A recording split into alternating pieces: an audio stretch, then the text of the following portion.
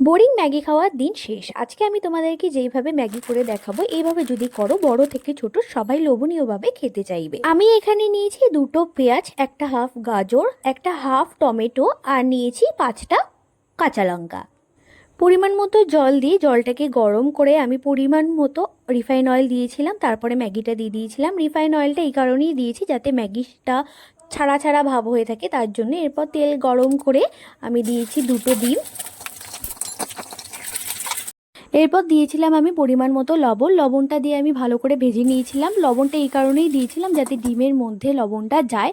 ভুর্জি মতো করে ভেজে নিয়ে আমি ডিমটাকে তুলে রেখে দিয়েছিলাম আলাদা করে। এরপর আবার তেল গরম হয়ে যাওয়ার পর আমি দিয়ে দিয়েছি এখানে কুচনো পেঁয়াজ, তারপরে দিয়েছি আমি কুচনো গাজর, তারপর দিয়েছি আমি ঘরেরই তৈরি করা চিলি ফ্লেক্স দিয়ে ভালো করে ভেজে নিয়েছিলাম। এর মধ্যে দিয়েছিলাম কুচনো কাঁচা লঙ্কা, সবার শেষে দিয়েছিলাম আমি টমেটো।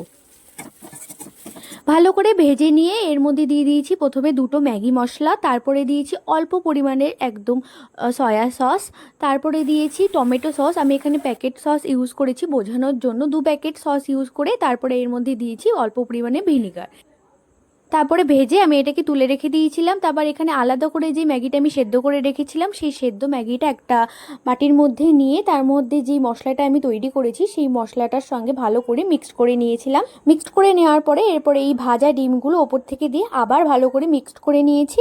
মিক্সড করে নেওয়ার পরে এর মধ্যে এখন দিয়ে দিয়েছি কুচনো পেঁয়াজ, কুচনো গাজর, দিয়েছি পরিমাণ মতো কুচনো লঙ্কা দিয়ে সুন্দর করে তোমরা গরম গরম সার্ভ করতে পারো। লোকে বলে যে 2 মিনিট ম্যাগি করতে লাগে, আমার কিন্তু 2 মিনিটও লাগেনি ম্যাগি করতে। ভিডিওটি যদি ভালো লেগে থাকে তো লাইক, শেয়ার এবং সাবস্ক্রাইব করে দিও। টাটা।